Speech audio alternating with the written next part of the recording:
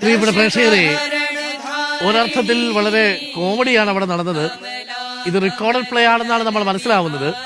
അതിന് മറുഭാഗം നമുക്ക് കാണാൻ വയ്യ. റെക്കോർഡഡ് പ്ലേ ആയതുകൊണ്ടാണ് ഇതിൽ ഏത് സ്വിച്ച് പിടിച്ച് നീക്കിയാ നിൽക്കും എന്നത് പോലും അറിയാതെ പരസ്പരം പരിഭ്രാന്തരായിട്ട് നിൽക്കുകയാണ്. പൂർണ്ണമായി അത് ആലപിച്ചു തുടങ്ങി. അതായത് 2 സ്റ്റാൻസുകളാണ് ഇന്ത്യൻ നാഷണൽ കോൺഗ്രസ് 1937 മുതൽ പാടിക്കൊണ്ടിരിക്കുന്നത്.